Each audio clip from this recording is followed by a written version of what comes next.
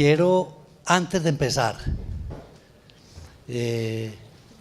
aprovechar la oportunidad para destacar quién fundó el grupo de neurociencias de la Universidad de Antioquia. Porque la doctora ha contado una historia que ha hecho el grupo, pero hay cosas que probablemente no se saben. El grupo de neurociencias lo creó el doctor Jorge Osa. El doctor Jorge Osa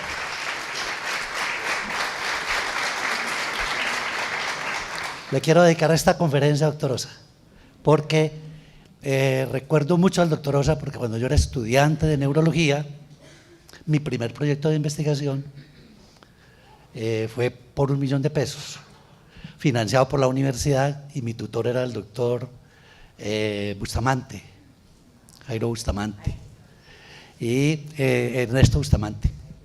Y después de 2 meses o 3 meses de estar desarrollando el proyecto, el doctor Bustamante me dijo: Lopera, devolvamos esa plata. Esto está muy complicado, yo llevo 2 quincenas que no me pagan porque no hemos legalizado gastos de la investigación. Pues devolvimos la plata, hicimos el trabajo que estábamos haciendo, que era sobre problemas del lenguaje en personas con lesiones cerebrales.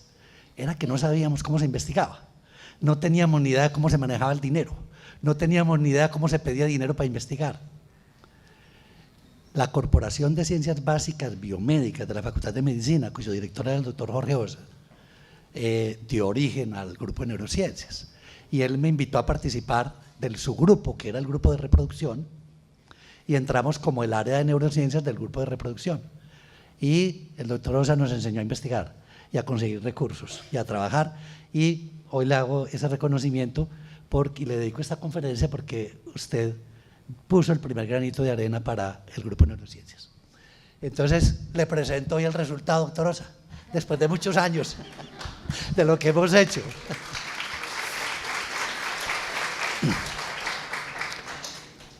Y el tema que les voy a contar es cómo prevenir la enfermedad de Alzheimer. ¿Se puede prevenir o no? Pues vamos a empezar por decir que no, pero que existe la posibilidad de hacerlo.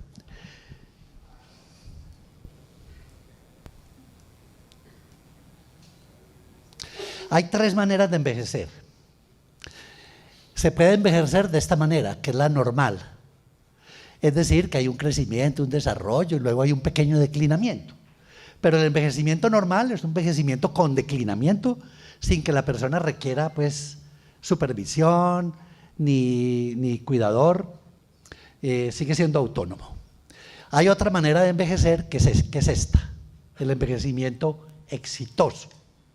El envejecimiento exitoso es, para dar un ejemplo, un centenario, lúcido, con buena motricidad, buena movilidad y con mucha lucidez mental. Eso es un envejecimiento exitoso. Y hay otra manera de envejecer que es esta, el envejecimiento patológico. Y la enfermedad de Alzheimer es el mejor ejemplo de envejecimiento patológico. Claro que hay otro envejecimiento patológico que puede superar a la enfermedad de Alzheimer, es la progeria. La progeria, que es una enfermedad genética que puede dar en un niño de 15 años y ya tiene todas las características de un anciano de 70 o de 80 años. Entonces la progeria es como el envejecimiento más patológico que hay, y luego la enfermedad de Alzheimer. Entonces la enfermedad de Alzheimer se puede pensar de esa manera. Esta es una manera de envejecer exitosamente, así que está también. ¿Qué es lo que pasa en la enfermedad de Alzheimer? Aquí tenemos un cerebro de una persona que murió por cualquier otra cosa, no por una enfermedad cerebral, y su cerebro se ve sano. Y aquí tenemos un cerebro de alguien que falleció con la enfermedad de Alzheimer. ¿Qué vemos en ese cerebro? Es un cerebro que pesa menos, ha perdido por ahí 1 libra de peso, está un poco atrófico, con menos volumen, con menos tamaño. Es decir, es un cerebro con peso reducido. Y los giros están delgados y los surcos están muy dilatados. Atrofia cerebral. Y la atrofia cerebral es porque ha habido muerte neuronal. La enfermedad de Alzheimer la demencia es una enfermedad o un problema de salud que está creciendo gravemente. Aquí tenemos, hoy en día en el mundo existen aproximadamente 40 millones de personas con demencia, pero en el año 2050 serán 120 millones de personas. Por lo tanto, hay mucha preocupación porque este es un problema de salud pública en crecimiento. Y la mayoría de la gente con demencia vive en país y va a vivir principalmente en países en vía de desarrollo, que representa esta franja. Es decir, que habrá más demencia en los países en desarrollo que en los países desarrollados. Y la otra cosa es que el 60 o el 70% de las demencias son por enfermedad de Alzheimer. Entonces, prácticamente esta gráfica representa en gran parte la enfermedad de Alzheimer, aunque incluye otro tipo de demencias. La enfermedad de Alzheimer tiene un costo enorme para el mundo y para la sociedad. Miren, en el año 2010 le costó 604 millones de dólares a la sociedad. En el 2015, 818.000 millones de dólares. En el 2018, 1 billón de dólares. En el 2030 costará 2 billones de dólares. Y en el 2050, 3 billones de dólares. Es una enfermedad costosa. Más costosa que el cáncer, más costosa que la enfermedad cardiovascular. El Instituto Nacional del Envejecimiento y la Asociación de Alzheimer propone clasificar la enfermedad de Alzheimer en 3 grandes etapas. Empecemos por la última, la demencia. La demencia es una etapa que puede durar unos 10 años y consiste en que la persona ha perdido la memoria, todas las capacidades mentales en un grado tal que requiere supervisión y cuidador, porque ha perdido la autonomía y la independencia. Pero nadie se acuesta sano y amanece demente. La demencia es una enfermedad lentamente progresiva. Entonces está precedida por otro estado, que es deterioro cognitivo leve. Es un estadio que precede a la demencia, que puede durar de 2 a 5 años, y se llama amnesia, periodo o una fase amnésica de la enfermedad, porque se caracteriza que la persona tiene problemas de memoria, pero no tiene demencia. Es decir, la persona tiene muchos problemas de memoria, pero es independiente, es autónoma, no requiere que lo supervisen, no requiere un cuidador. Puede salir solo, puede pensar adecuadamente, racionalmente, teniendo problemas de memoria. Entonces se llama deterioro cognitivo leve o síndrome amnésico. Y la amnesia, que puede durar 2 a 5 años, está precedida de un estado que llamamos Alzheimer preclínico. Alzheimer preclínico es un estado que puede durar 25 años y que consiste en que la persona está sana, no tiene ninguna queja, no tiene demencia, no se queja de problemas de memoria, pero en su cerebro está produciéndose la enfermedad. En su cerebro está depositándose unas basuras proteicas que son las que destruyen el cerebro, y lo está haciendo silenciosamente durante décadas antes de que la persona se empiece a quejar. Entonces, esas son las 3 etapas de la enfermedad de Alzheimer. Aquí las podemos ver. La última etapa, el cerebro está muy destruido. Este es un cerebro normal y este es un cerebro en demencia, completamente destruido comparado con este. Y esta es la representación de la demencia. Lo azul es el daño o la destrucción que tiene el cerebro por la enfermedad. 10 años de duración. Aquí tenemos la etapa de deterioro cognitivo leve o amnesia, 2 a 5 años de duración. Hay daño, pero no tanto como en la demencia. Y aquí tenemos la etapa preclínica. Hay daño, pero mucho menos que en el deterioro cognitivo leve y que en la demencia. Antes de seguir con el tema de la enfermedad de Alzheimer, quiero concentrarme unos minutos en el tema de la memoria, porque la característica principal de la enfermedad de Alzheimer es un problema de memoria. Digamos, es lo primero que empieza a ocurrir, pérdida de memoria, y es el síntoma cardinal de la enfermedad. Entonces, voy a explicar algunos conceptos sobre la memoria. Para uno construir un recuerdo, y recuerden que en la enfermedad de Alzheimer lo que destruye son los recuerdos. Para uno construir un recuerdo tiene que hacer tres cosas. Primero, registrar una información en el cerebro. Segundo, almacenarla. Y tercero, evocarla. Por ejemplo, en este momento estamos en una charla, yo les estoy hablando de la enfermedad de Alzheimer, ustedes están registrando, porque están escuchando, están viendo y están registrando la información a través de la vista, a través del oído, la están registrando en la corteza cerebral. Están haciendo la primera parte de construir una huella de memoria, están registrando. Pero no puede, apenas salgan de aquí de esta conferencia, ya dejan de registrar porque se acabó la conferencia, entonces dejan de registrar. Pero lo que registraron debe empezar un proceso de tratamiento, y esta noche, cuando duerman y estén soñando, van a almacenar, van a hacer el proceso de almacenamiento. Y dentro de 8 días, si les preguntamos de qué trató esta conferencia, podrán evocar lo que recuerden. Entonces van a poder evocar lo que hayan logrado almacenar. Lo que hayan registrado pero no lo hayan logrado almacenar, no lo van a poder evocar dentro de 8 días. Entonces se construye un recuerdo, primero registrando, luego tratando esa información y almacenándola, y luego siendo capaz de evocarla. Entonces en el cerebro hay 3 grandes sistemas.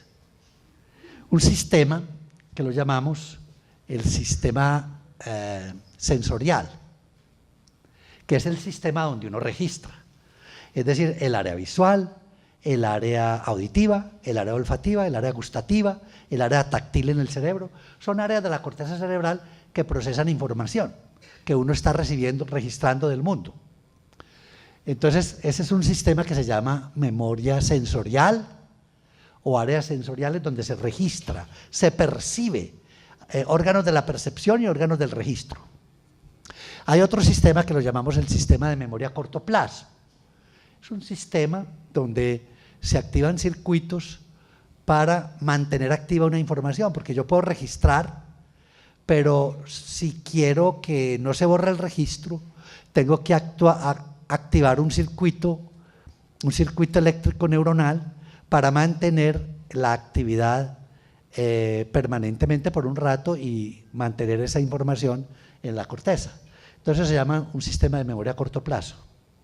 Y por último hay un sistema de memoria a largo plazo. El sistema de memoria a largo plazo es un sistema estructural, anatómico, donde yo almaceno huellas y las almaceno de manera definitiva. Entonces estos 3 sistemas están en diálogo. Aquí se hace la percepción, aquí se almacena y de aquí se recupera para volver la información al sistema de memoria a corto plazo. Este es un almacenamiento temporal y este es un almacenamiento permanente.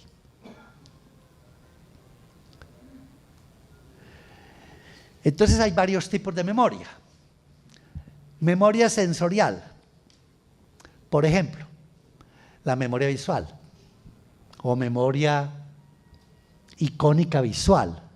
Cuando ustedes van al cine y ven una pantalla, uno cree que está viendo acción y movimiento en la pantalla y resulta que en la pantalla no hay movimiento. En la pantalla lo que hay es imágenes estáticas que se están proyectando en la pantalla a una velocidad de 16 imágenes por segundo.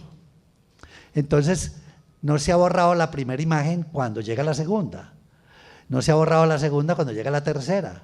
Entonces, esa serie de imágenes crea la ilusión de movimiento y usted cree estar viendo una película de acción, cuando en realidad está viendo imágenes estáticas.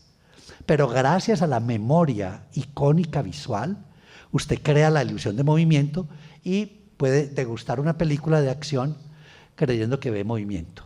Entonces, es gracias a la memoria icónica visual que se produce ese fenómeno maravilloso de ver en acción en una superficie plana. Igualmente pasa con la memoria ecoica. Si yo voy a mencionar la palabra memoria y no tuviera memoria ecoica, entonces me quedaría diciendo me, porque no recuerdo que ya dije me para saber que sigue la palabra mo y para recordar que ya dije la palabra mo y ahora debo decir ya. Entonces debo tener una memoria ecoica, sensorial, inmediata, para no quedarme repitiendo lo mismo todo el tiempo. Entonces, gracias a la memoria ecoica, no me quedo gagueando aquí diciendo la misma palabra todo el tiempo, porque yo me escucho a mí mismo con mi memoria ecoica y puedo continuar el discurso porque ya sé lo que dije. Entonces, la memoria ecoica sirve para eso también. La memoria de trabajo es una memoria muy útil. Un ejemplo claro de memoria de trabajo: quiero llamar para pedir una pizza al restaurante, miro el teléfono en el directorio telefónico, lo grabo subvocalmente, lo repito mentalmente en la memoria a corto plazo hasta que marco. Cuando ya marco, pues puedo desconectar el circuito. O si quiero guardarlo, porque me parece muy interesante y voy a volver a llamar, pues lo guardo en memoria a largo plazo. Entonces, este es el lugar donde se registra, la parte posterior del cerebro. Es el lugar donde se registra todo. El cerebro posterior es el cerebro de la percepción. Es el área cortical que registra lo que vemos, lo que oímos, lo que olemos, lo que sentimos con el tacto, lo que gustamos con el olfato, el sabor, todo. Entonces, allí se registra toda la información en el cerebro posterior. Y el cerebro anterior tiene que ver con la acción. Este es el cerebro posterior y este es el cerebro anterior. Registramos entonces en el cerebro posterior. Hay un sistema en el cerebro que lo llamamos el sistema límbico, que tiene dos funciones fundamentales, y es esta parte interna del lóbulo temporal, que está aquí en color fucsia. El hipocampo, el lóbulo temporal, el cíngulo. Toda esta zona la llamamos el sistema límbico, y el sistema límbico tiene dos funciones principales: memoria y emociones, realizadas por el mismo sistema. ¿Qué es lo que pasa? Cuando nosotros registramos información del mundo en nuestro cerebro, hay dos maneras de registrar. Una, esta manera: yo vivo la experiencia y la registro y la almaceno. O bien, activo emocionalmente un circuito emocional, la amígdala, el sistema hormonal, el sistema límbico, y registro un componente emocional de la experiencia. Por ejemplo, a mí me presentan una persona y entonces se llama fulano de tal, hace tal cosa, vive en tal parte. Eso es memoria, una información semántica sobre esa persona. Yo puedo registrar esa información directamente y almacenarla, pero generalmente no lo hacemos así. Generalmente hacemos ese registro y además hacemos un registro emocional de esa experiencia. Es decir, si esa persona me cayó bien, me cayó mal, si me pareció simpática, antipática, si me gustó, no me gustó. Entonces hago un registro emocional simultáneamente con la memoria semántica. Entonces prácticamente casi todas las experiencias que vivimos al día a día las registramos en doble formato: formato semántico, que es la información, y formato emocional, que es el contenido emocional que le damos a esa información. ¿Cómo se registra eso? Pues hay varias maneras. Uno, a través de estas lupas reverberantes. Por ejemplo, esta es una neurona.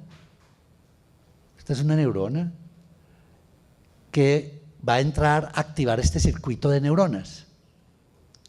Entonces, esa neurona, cuando se activa, activa esta neurona, y esa activa la que sigue, y esta activa la que sigue, y esta activa la otra, y entonces se arma un circuito eléctrico de actividad neuronal, y esos circuitos eléctricos de actividad neuronal son los responsables de la memoria a corto plazo. Es decir, cuando yo veo el teléfono, me lo grabo en la mente y enseguida voy a marcarlo, estoy activando un circuito eléctrico neuronal de ese estilo. neuroquímico, y puedo apagar el circuito cuando ya dejo de pensar en ese número.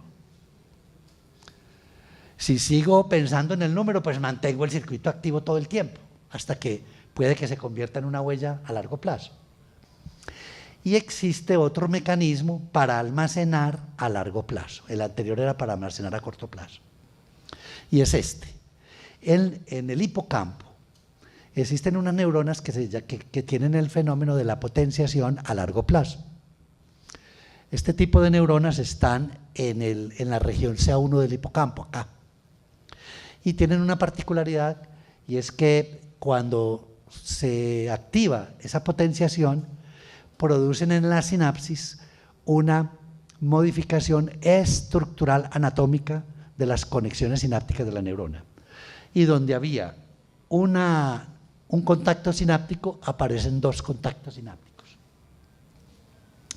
Miren acá, esta es una neurona y este es un contacto sináptico entre dos neuronas, pero aquí ese contacto se duplicó.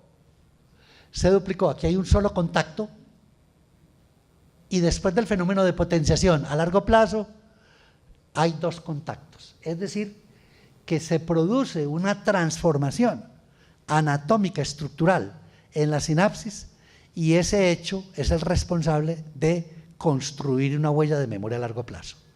Y eso se debe pues a cierto tipo de neuronas que tienen esa capacidad de duplicar los contactos.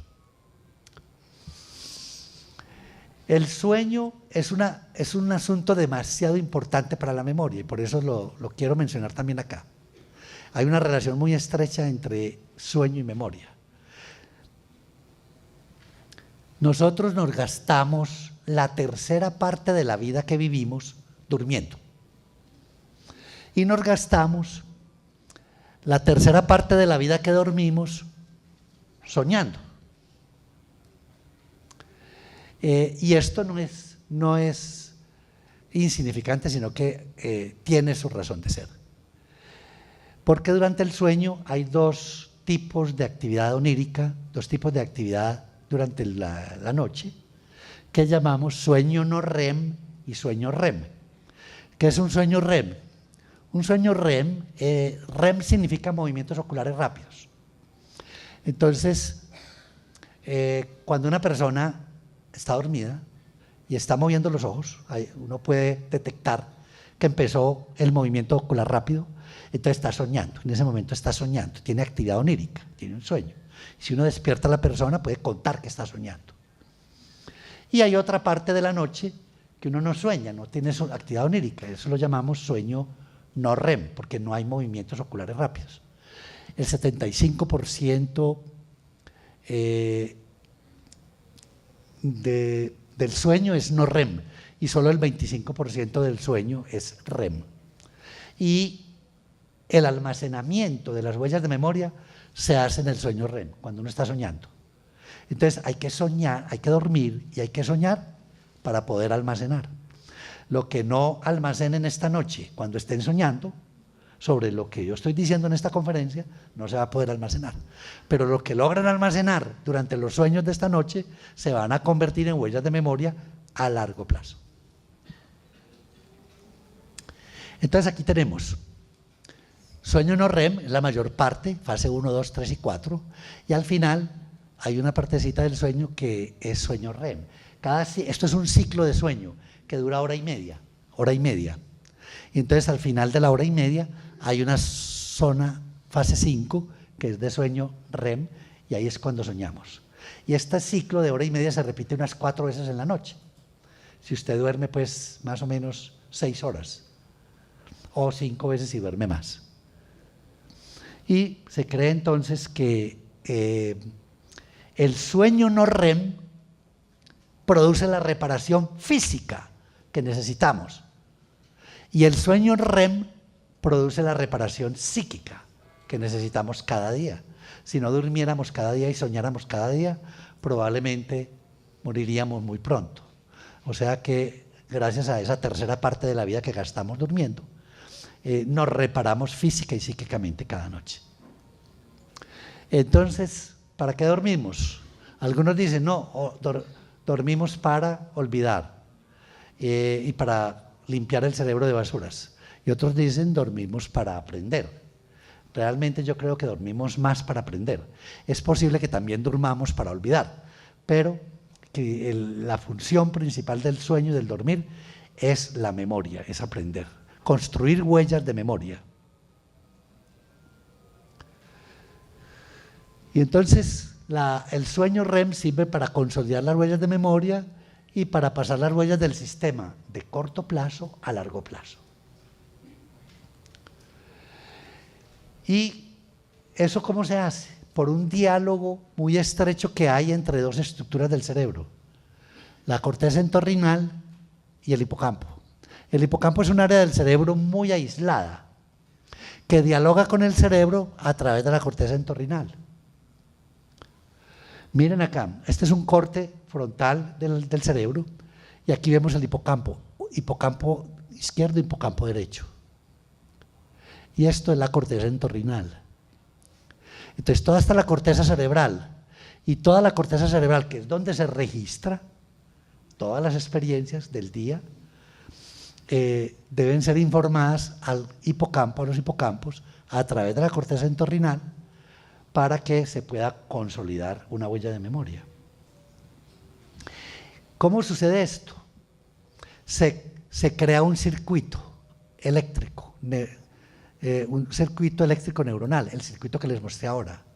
Ustedes están oyendo esta conferencia, están registrando, están creando unos circuitos eléctricos que tratan de mantener la información que yo estoy dando activa en el cerebro, en un diálogo entre la corteza, que es la que registra, y el hipocampo. En este momento todos ustedes están activando circuitos de comunicación entre la corteza y el hipocampo. Y esos circuitos van a estar activos el resto de la tarde y hoy por la noche, hasta que se duerman. Y cuando se duerman, ese circuito puede apagarse o incluso puede que algunos de esos circuitos continúen activos durante los próximos días, pero en unos pocos días se apagan todos esos circuitos y lo que quedó, quedó. Lo que se almacenó, quedó almacenado. Lo que no haya quedado almacenado, olvídese, me tienen que volver a invitar, volver a repetir la conferencia para que vuelvan a hacer el proceso.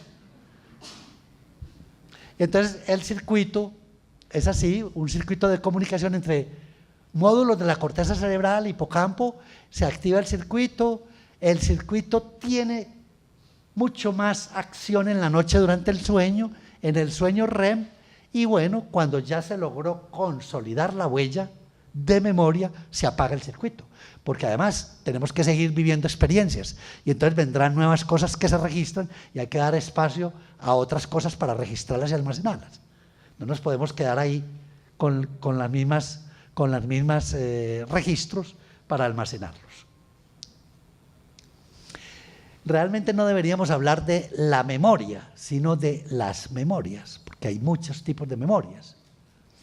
Entonces hay memoria emocional, hay memoria, que por ejemplo las amígdalas son muy importantes en la memoria emocional. La memoria explícita o declarativa, que es la memoria que podemos expresar con palabras. El hipocampo es demasiado importante en la memoria declarativa. La memoria implícita o procedural, en esa es muy importante el cerebelo y los ganglios basales. Entonces hay muchas estructuras y muchos tipos de memoria.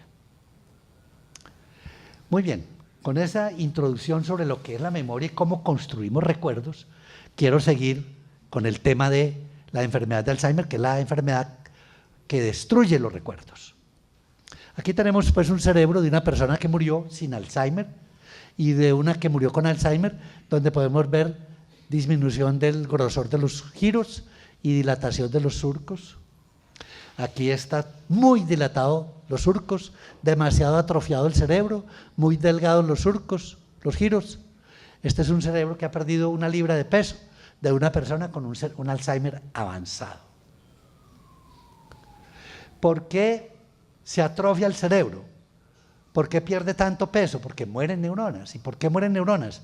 Porque el cerebro se llena de esta basura, amiloide, es como un almidón, unas proteínas basuras, pedazos de proteínas malas, del mal metabolismo de la proteína precursora de amiloide, produce una basura que se llama amiloide. Y este es el amiloide, que es como un almidón. Mire, esta es una placa de amiloide. Ahí junto a las neuronas, estas son neuronas normales. Estas son neuronas que ya están afectadas por culpa de esta placa de amiloide, que el amiloide es extracelular.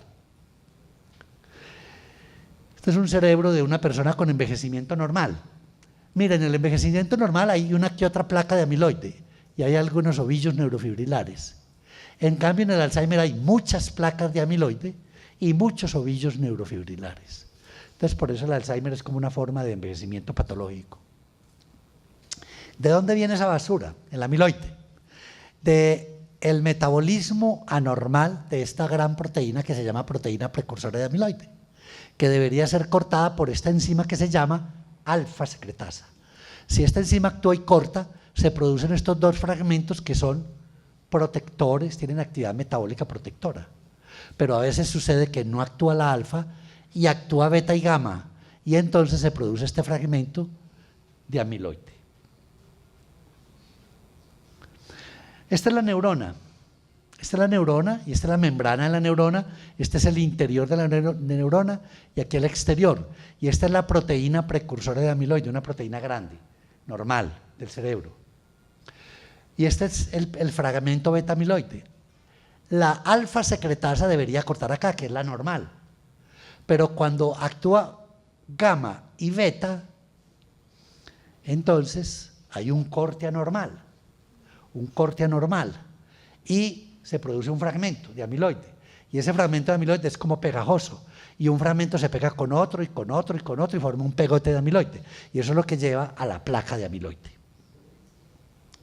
Ahora, al interior de las neuronas que hacen la comunicación entre diferentes neuronas en el cerebro, hay grandes axones que tienen al interior una luz por donde pasan muchos microtúbulos. Estos son microtúbulos en el interior de las neuronas. Los microtúbulos, haga de cuenta como un tubo de PVC construido con moléculas de tubulina, que es una proteína contráctil. Y por el interior de ese tubo se mueven los neurotransmisores, las moléculas de neurotransmisores que son las responsables de la comunicación cerebral. Y los microtúbulos están envueltos por una soga que es proteína tau, que es esta. Y esa proteína tau tiene como función mantener la permeabilidad del microtúbulo. Cuando la proteína tau se hiperfosforila, lo que sucede es que el microtúbulo se pliega sobre sí mismo y se daña el transporte axonal. Y entonces la neurona muere y se convierte en un ovillo. Esta es una neurona. El cuerpo de la neurona, el axón, en degeneración, convirtiéndose en un ovillo, por culpa de la taupatía. Bueno, entonces la enfermedad de Alzheimer se caracteriza por dos lesiones cerebrales que son estas.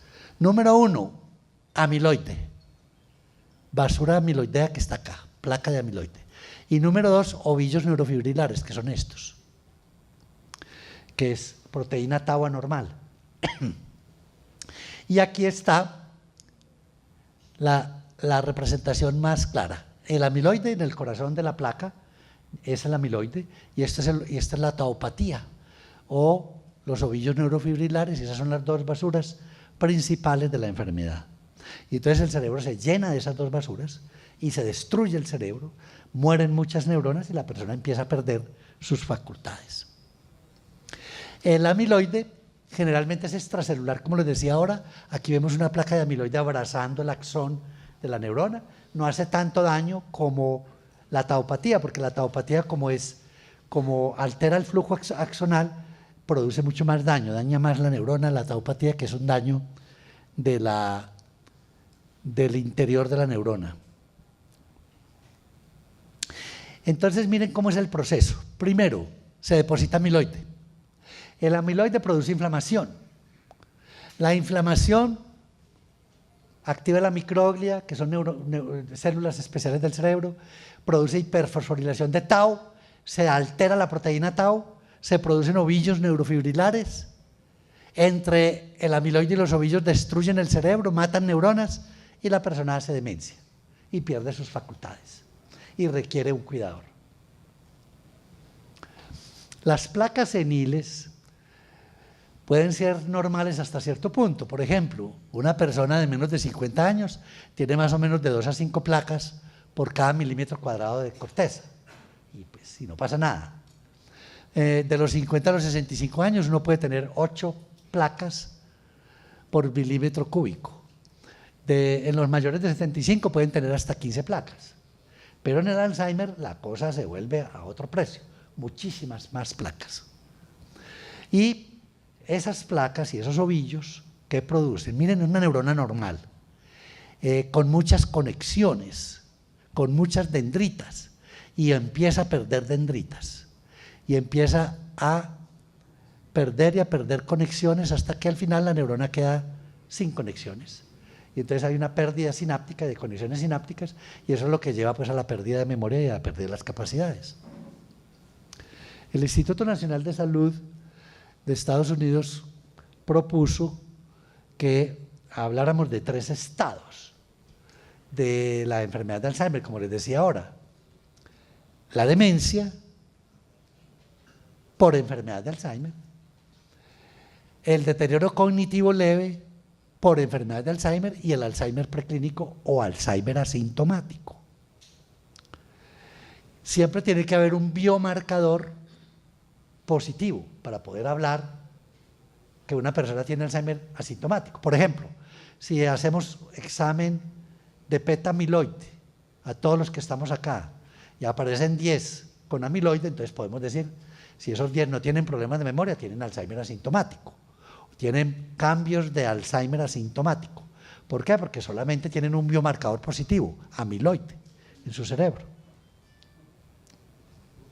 Entonces la enfermedad de Alzheimer se define por la presencia de estos 3 biomarcadores, amiloide, proteína tau y neurodegeneración. Entonces, ¿cómo examinamos si una persona tiene amiloide? Hay 2 maneras. Uno, haciendo un examen que se llama PET amiloide, un examen de medicina nuclear. A usted le inyectan una sustancia por la vena, esperan 50 minutos, enseguida lo pasan al aparato de medicina nuclear, le toman una foto y la sustancia que le inyectan por la vena se pega del amiloide. Y entonces uno puede ver el cerebro de un color que indica que hay amiloide, se puede decir cuánto amiloide hay. O también se hace una punción lumbar, saca líquido de la columna y se puede medir los niveles de A-beta 42. La taupatía, que es el otro biomarcador de enfermedad de Alzheimer, ¿cómo lo puedo medir? También con un examen que se llama PET-tau. ¿En qué consiste? A usted le inyectan una sustancia por la vena que se pega a la proteína tau y luego lo pasan al aparato, le toman una foto al cerebro y se puede ver el cerebro de un color determinado que indica que tiene mucha o poca taupatía. Y también se puede evaluar sacando líquido de la columna y midiendo si tiene fosfotau en el líquido cefalorraquídeo, tau fosforilado. Y la neurodegeneración, ¿cómo se mide? La neurodegeneración lo que se mide es mirando si hay muerte neuronal, si hay daño neuronal. ¿Y eso cómo se puede hacer? Haciendo un PET, una resonancia magnética del cráneo. Y uno puede ver atrofia del cerebro, que está atrofiado el cerebro, indica que hay neurodegeneración. O también haciendo un PET-FDG, que es inyectando también una sustancia que se llama glucosa marcada, y entonces la glucosa marcada pinta el cerebro de colores en el lugar donde hay metabolismo, donde hay actividad metabólica, y lo deja frío donde no hay actividad metabólica, y uno puede detectar dónde hay actividad y dónde no hay actividad. Entonces se puede ver neurodegeneración así, o también midiendo el tau total en el líquido cefalorraquídeo. Y esas son las 3 maneras de buscar biomarcadores de enfermedad de Alzheimer. Entonces, no basta que la persona tenga demencia. Para poder decir que tiene enfermedad de Alzheimer, tiene que tener un biomarcador de Alzheimer positivo. No basta que tenga amnesia, debe tener un biomarcador de Alzheimer positivo. Y no basta que esté asintomático, se necesita que tenga un biomarcador positivo para poder hablar de Alzheimer preclínico o asintomático.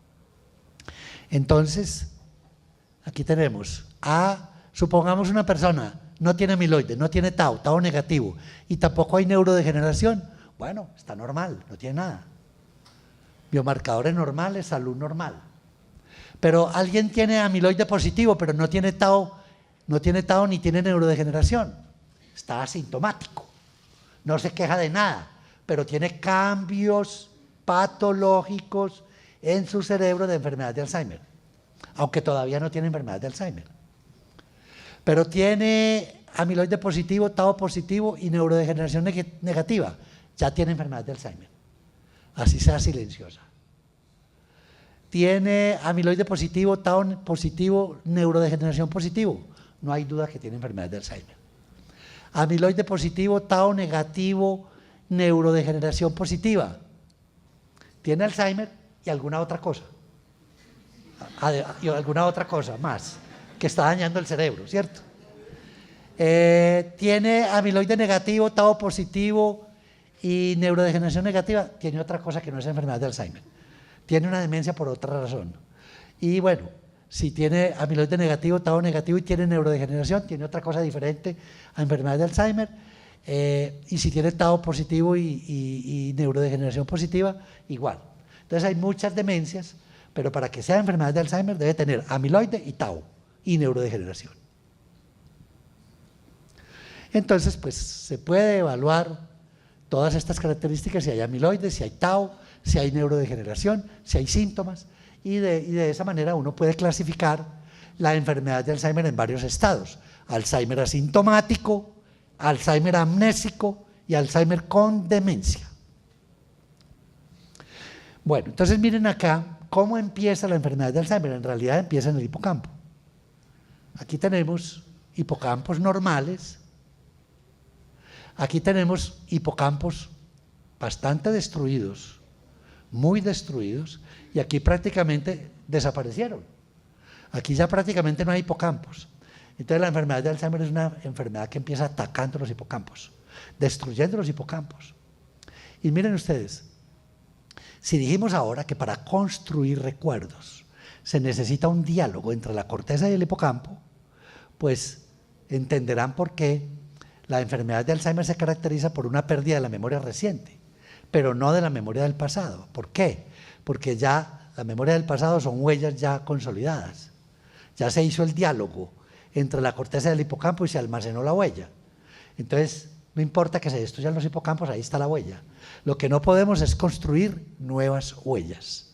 Y por eso la persona se queja de que olvidó lo que hizo la semana pasada, lo que hizo ayer, lo que comieron ayer, pero no olvidan lo que hizo hace 50 años, porque esa es una huella muy consolidada.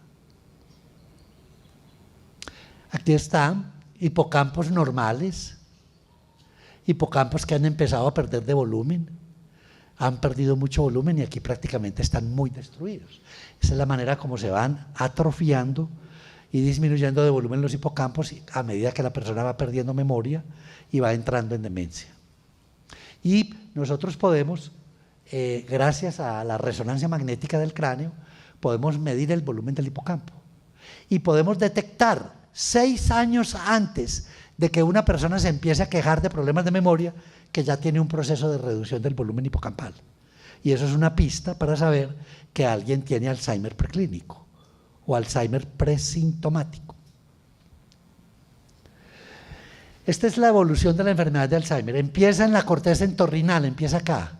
Ahí se empieza a depositar el amiloide y la proteína tau, en corteza entorrinal, luego en el hipocampo, luego en el lóbulo temporal, luego en la corteza frontal y temporal inferior, luego en la corteza medial temporal, en cortezas polimodales de asociación, en el área de Broca, en áreas unimodales, en las áreas del lenguaje. Bueno, a medida que va avanzando la enfermedad, va destruyendo diferentes áreas del cerebro y entonces también van cambiando los síntomas. Los primeros 5 años, como el problema está concentrado en los hipocampos, la persona solamente se queja de problemas de memoria, no se queja de otros problemas.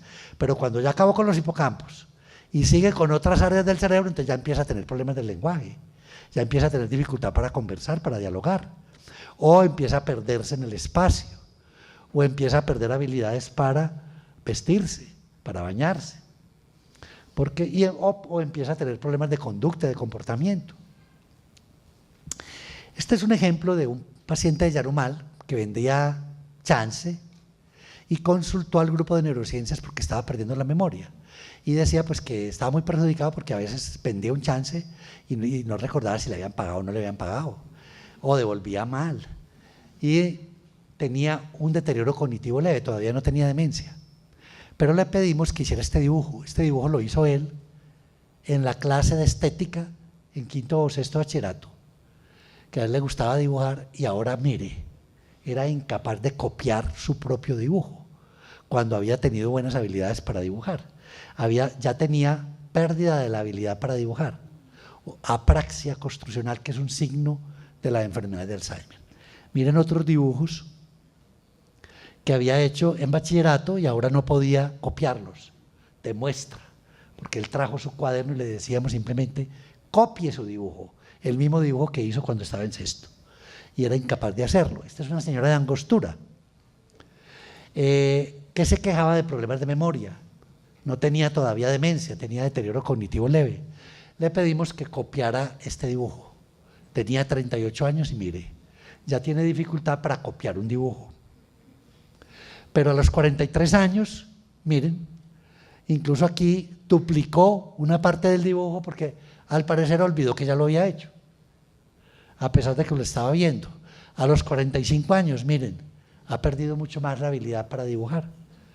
A los 50, escasamente hace algunos cuadrados, y a los 51 ya no hace nada, hace una raya.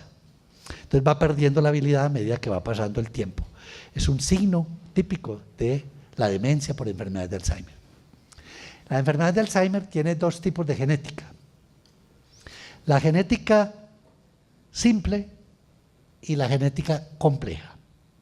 Hablemos de la genética simple. Hay 3 genes que cuando están mutados producen Alzheimer hereditario en personas jóvenes. Mutaciones en el gen de la proteína precursora de amiloide en el cromosoma 21, mutaciones en presenilina 1 y mutaciones en presenilina 2. Este es en el cromosoma 14, este es el cromosoma 1.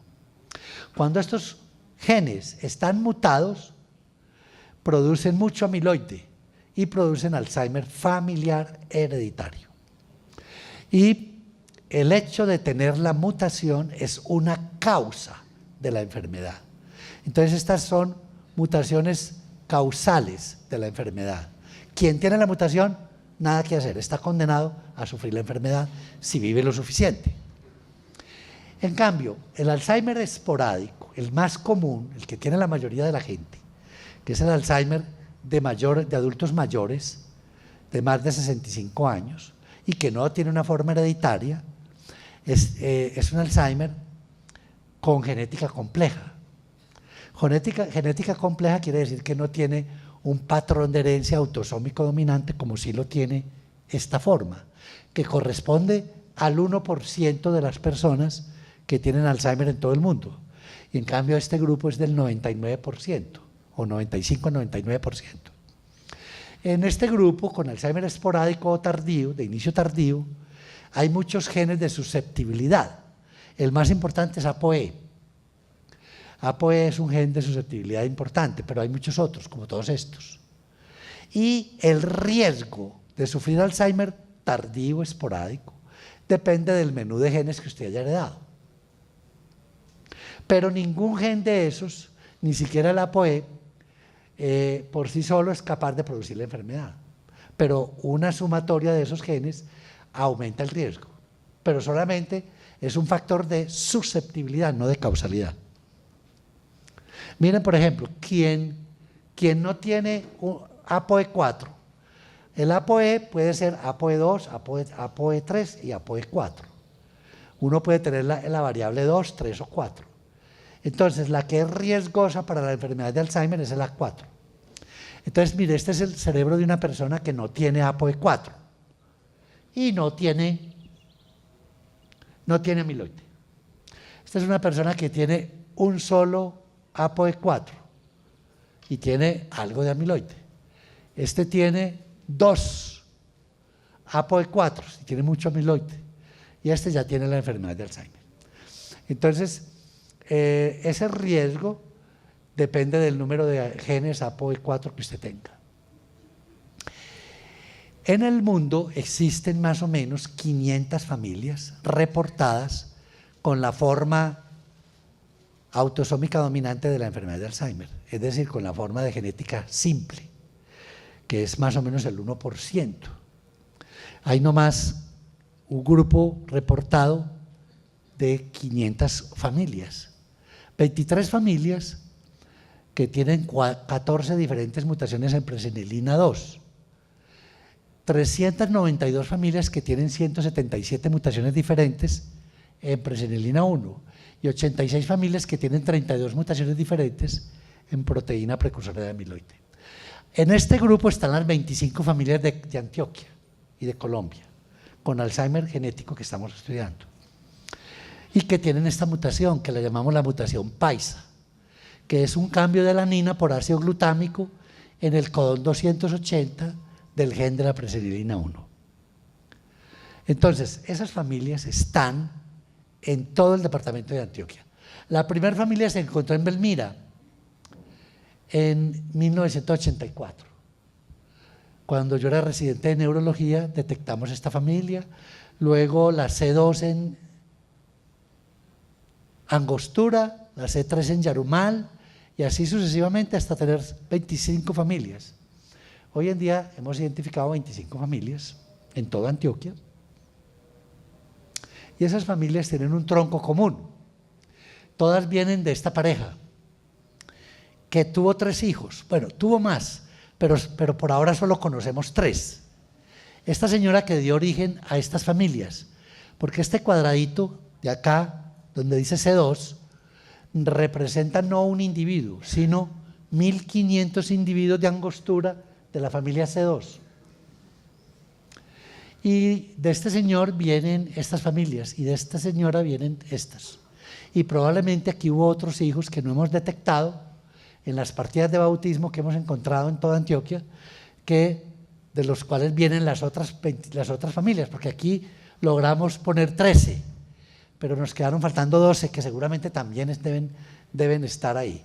Entonces quiere decir que aquí hubo un efecto fundador. Alguien trajo esa mutación, la sembró en Antioquia y la regó por todo el departamento. Y nosotros hemos estudiado esa población desde hace 30 años y la hemos seguido por 30 años. Y hasta el día de hoy hemos estudiado de más de 6.000 miembros de esas 25 familias, hemos estudiado 5.846. Estos 5.846 tienen examen médico, examen neurológico, examen de memoria y han donado una muestra de sangre para evaluar, para sacar el ADN y para evaluar si es portador o no es portador de la mutación. Hemos encontrado que hay 1.192 portadores. De esos, 1.119 están vivos. Y esos 1.119 o tienen Alzheimer o lo van a tener en los próximos años.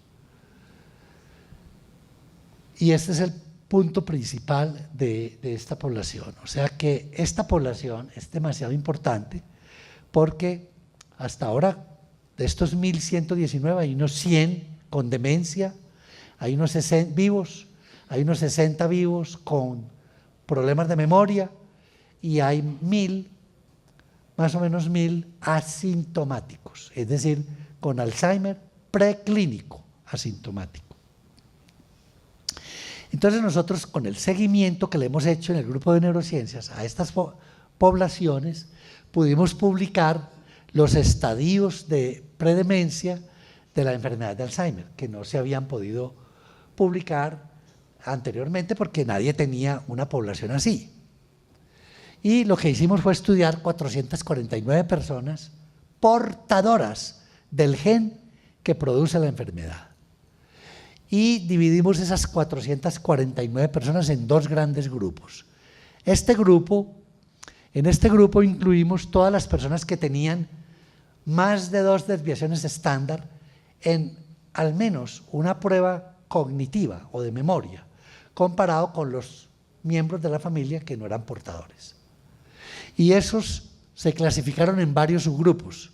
Con demencia, si tenían criterios de demencia. Con deterioro cognitivo leve, si tenían quejas de memoria con impacto. Predeterioro cognitivo leve sintomático, si tenían quejas de memoria sin impacto.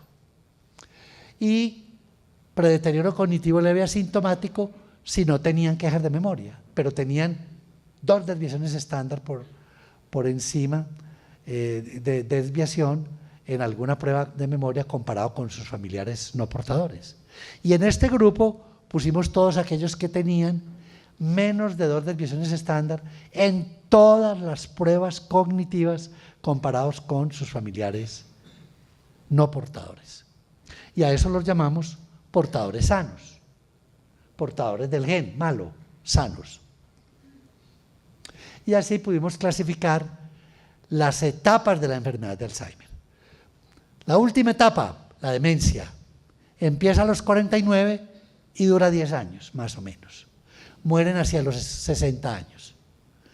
El deterioro cognitivo leve empieza a los 44 y dura más o menos 5 años. Predeterioro cognitivo leve sintomático empieza a los 38 y dura más o menos 6 años. Predeterioro cognitivo asintomático empieza a los 34 y termina a los 38. Fuera de eso, después de haber definido esas etapas, tuvimos la oportunidad de estudiar en 50 miembros de estas familias cuánto amiloide tenían en su cerebro. Logramos conseguir financiación para llevar 50 personas de todos los pueblos de Antioquia a Phoenix, Arizona, para hacer un examen de PET-amiloide, porque no había la manera de hacer el examen de PET-amiloide en Colombia. Y publicamos ese trabajo en Lancet. Y la cosa fue así, bueno, viaje de Medellín a Phoenix. Este es el PET-amiloide de un americano de Phoenix con la enfermedad de Alzheimer lleno de amiloide. Y este es el cerebro de un paciente de Angostura con enfermedad de Alzheimer, genética, hereditaria, por la mutación paisa, lleno de amiloide. El amiloide se ve de color rojo y amarillo.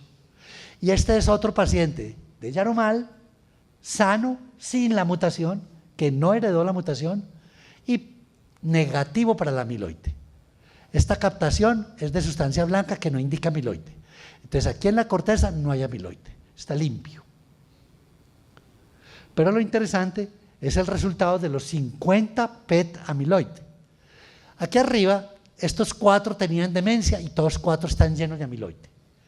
Estos 7 tenían deterioro cognitivo leve, solamente problemas de memoria, sin demencia. Todos están llenos de amiloide. Estos 20 portadores de la mutación, sanos, asintomáticos, todos están, perdón, no portadores de la mutación, no heredaron el gen malo, están limpios de amiloide. Y en el interior de este rectángulo tenemos 19 sujetos. En realidad habíamos seleccionado 20, pero mientras se hacía el trámite de la visa, que duró más o menos 6 meses para los 50, una persona que se había seleccionado como asintomática portadora convirtió a deterioro cognitivo leve. Entonces empezó a tener problemas de memoria, entonces le tocó viajar como persona afectada con deterioro cognitivo leve. Por eso aquí quedaron 19. Los menores de 28 años todos están limpios de amiloide, pero los mayores de 28 años todos están llenos de amiloide. Este estudio sirvió entonces para evaluar el fenómeno de cómo era la amiloidosis en el tiempo, en esta población. Y mira, a los 24 años, sabemos que a los 24 años en esta población de Antioquia se empieza a depositar amiloide en el cerebro. Pero no lo vemos en un examen de PET-amiloide porque es muy poco. Pero sí podemos detectar el amiloide en el líquido cefalorraquídeo, haciendo una punción lumbar y cuantificando cuánto amiloide hay en el líquido. Y y eso es un reflejo de cuánto amiloide se ha depositado en el cerebro. Hay que esperar hasta los 28 años para ver el amiloide depositado en el cerebro. Y a los 34 ya es muy claro, a los 44 más, y a los 48 cuando empieza la demencia, el cerebro ya tiene depositado todo el amiloide que se iba a depositar. Y ahora estamos estudiando qué tanto tau, la otra basura, qué tanta tau se deposita en el cerebro de estas personas. Todavía no podemos hacer PET-tau en Colombia porque no hemos podido lograr la aprobación del INVIMA y de Geominas para hacer PET-tau en Medellín, pero estamos en eso. Entonces estamos ahora viajando con otros 50 a Boston, miembros de estas familias para hacerles el examen de PET-tau. Y pues claro, seleccionamos un grupo de 5 personas de 28 años, porque si a los 28 años empieza la amiloidosis, queríamos saber si también a los 28 años empezaba el tau. Pues no, a los 28 están limpios de tau, pero a los 38 ya empieza a verse tau, a los 42 hay mucho tau y a los 44 el cerebro está ardiendo en tau, taupatía, cuando empiezan los primeros síntomas de la enfermedad. Entonces, hoy en día ya sabemos 2 cosas. Uno, en el Alzheimer genético de Antioquia, el amiloide se empieza a depositar a los 28, incluso desde los 24, y la proteína tau a los 38, 10 años después. Y también hemos hecho un seguimiento cognitivo a toda esa población de cómo es su memoria, por muchas pruebas cognitivas que les hacemos repetidamente cada año, cada 2 años, cada 3 años, durante 30 años que llevamos estudiándolos. Y entonces estudiamos el punto de cambio, cuándo hay un punto de cambio en las pruebas cognitivas, en las pruebas de memoria. Y detectamos que hay un momento en el que la persona venía haciendo la prueba de memoria en este nivel y de pronto cae, empieza a sacar mal puntaje en la prueba de memoria, pero todavía no se queja de nada, solamente es algo detectado en el laboratorio de psicología, en una prueba de memoria, pero la persona no se queja de ningún problema de memoria. Y detectamos que ese punto de cambio es a los 32 años. Ahora, entonces con eso pudimos reconstruir el resumen de la enfermedad de Alzheimer en Antioquia, que es este. La enfermedad de Alzheimer genética de Antioquia tiene una fase clínica, que es esta, que empieza a los 44, cuando empieza a quejarse de mala memoria. Luego la demencia a los 49, toda esta fase se llama fase clínica, porque hay síntomas. Pero lo más importante es esta fase preclínica, que la llamamos preclínica porque no hay quejas, no hay síntomas, no se queja de nada, es una persona normal. Y la dividimos en varias fases. Fase 0, desde el nacimiento hasta los 24 años, cuando podemos detectar a niveles anormales de amiloide en líquido cefalorraquídeo.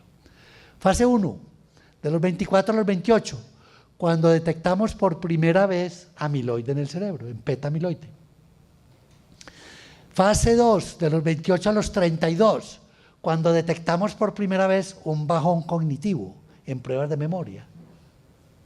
Fase 3, de los 32 a los 38, cuando detectamos por primera vez tau en el examen de PET-tau. Fase 4, de los 38 a los 44, cuando empiezan los primeros síntomas. Entonces ya podemos tener una clasificación de cómo es la enfermedad durante toda la vida. Aquí la pregunta es, bueno, si así es la enfermedad de Alzheimer, empieza desde acá, ¿cuándo tratamos? ¿Cuándo hay que tratarla? ¿Hay que tratarla acá? ¿Hay que tratarla acá? ¿O acá? ¿O acá? ¿O acá? ¿O acá? ¿O dónde? ¿Dónde debemos tratarla? ¿En qué momento? Pues, ¿qué es lo que ha pasado? En los últimos años, toda la investigación científica que se ha hecho en el mundo para curar la enfermedad de Alzheimer se ha concentrado en tratar gente con demencia por enfermedad de Alzheimer. Es decir, que se ha concentrado acá, en la demencia. Se han estudiado más de 800 medicamentos para la enfermedad de Alzheimer y todos han fracasado. Se han desperdiciado fortunas de dinero buscando un medicamento que cure la enfermedad y todos han fracasado. y probablemente han fracasado porque es que en este momento el cerebro ya está destruido.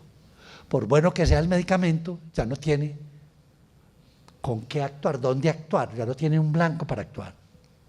Entonces, de ahí surgió la idea de que es que nos tenemos que mover hacia la izquierda, debemos movernos hacia acá. Miren, estos círculos que hay acá es para explicarle en qué va la investigación para la enfermedad de Alzheimer en cuanto al desarrollo de medicamentos. En este círculo están los medicamentos que hoy en día se consiguen en las farmacias: memantina, donepezilo, parches de Excelón, todos esos medicamentos. Ninguno sirve para curar la enfermedad, ninguno modifica el curso de la enfermedad.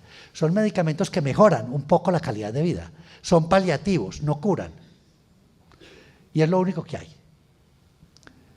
Entonces estos medicamentos son los más exitosos, que lograron llegar a la fase 4 y no sirven para curar la enfermedad. Aquí están todos los medicamentos de fase 3. Fase 3 son medicamentos que están siendo experimentados en grandes grupos poblacionales. En este grupo están todos los medicamentos que están en fase 2. Fase 2 es medicamentos utilizados en pequeños grupos poblacionales de cientos de personas, no en miles de personas. Y fase 1 son medicamentos que por primera vez se están usando en humanos para evaluar seguridad. Y este último círculo son medicamentos en etapa preclínica, es decir, en animales, que se están estudiando en animales. Pues bien, estos 4 de fase 3 fracasaron en el 2010. Estos fracasaron en el 2011, estos fracasaron en el 2012, este fracasó en el 2013, todos están fracasando, los de fase 3. Y si tenemos en cuenta que de fase 3 a fase 4 se necesita más o menos 5 años, y que de fase 2 a fase 4 se necesita 5 a 10 años, y de fase 1 a fase 4 se necesita de 10 a 15 años, pues la solución para la enfermedad de Alzheimer está muy embolatada, porque va a tener que esperar mucho tiempo. Hay que moverse hacia la izquierda, hay que tratar acá, no hay que tratar allá, hay que tratar acá, en la etapa preclínica. Y pues precisamente eso es lo que estamos haciendo en el grupo de neurociencias. Y por esa razón Lancet Neurology publicó un editorial donde decía qué es lo que están haciendo en Colombia y qué tipo de prevención están haciendo en Colombia, porque ellos dicen Colombia es el centro de la investigación mundial del Alzheimer preclínico, por estar haciendo, digamos, el proyecto más ambicioso en prevención de la enfermedad de Alzheimer. Pero se preguntaban, ¿qué están haciendo en Colombia? ¿Prevención terciaria, prevención secundaria o prevención primaria? Estamos haciendo prevención secundaria. Entonces voy a explicarles un poco eso.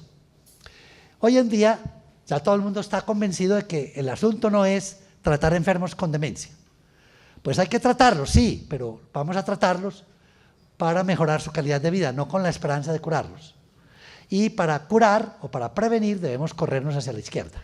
Entonces vamos a movernos hacia la prevención terciaria, secundaria y primaria. ¿Qué es prevención terciaria? Prevención terciaria es tratar gente que tiene deterioro cognitivo leve, que todavía no tiene demencia, pero tiene problemas de memoria. Tienen problemas de memoria, tienen amnesia, graves problemas de memoria sin demencia. Tratar a esa gente con deterioro cognitivo leve para evitar que llegue la demencia es hacer prevención terciaria, porque ya estamos tratando enfermos con enfermedad de Alzheimer, pero no tan destruido su cerebro como en la demencia. Y eso es prevención terciaria. Entonces ya hay varios estudios de prevención terciaria y el grupo de neurociencia quiere empezar a hacer prevención terciaria aquí en la IPS de la universidad. Pero mejor que la prevención terciaria es hacer prevención secundaria.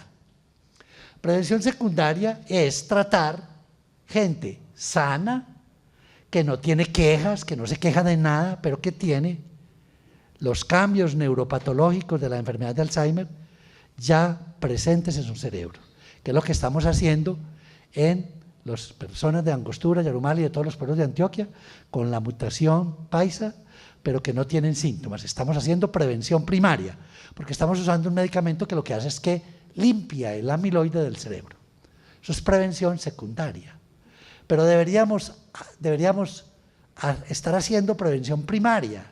¿Qué es prevención primaria? Prevención primaria es tratar gente menor de 28 años de esas familias, menores de 28 años que todavía no tienen amiloide depositado, con un medicamento que sea capaz de impedir la producción del amiloide y deposición de la basura en el cerebro.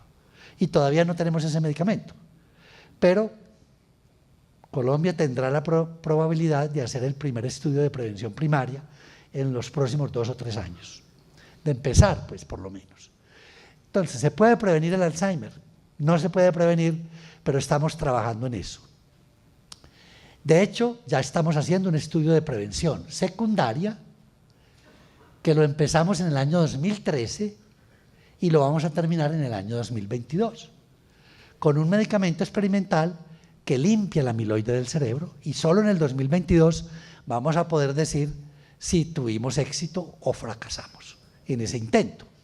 Entonces, ese es un estudio ya de prevención secundaria en curso. Queremos empezar un estudio de prevención terciaria este año o a más tardar el próximo año en gente con problemas de memoria.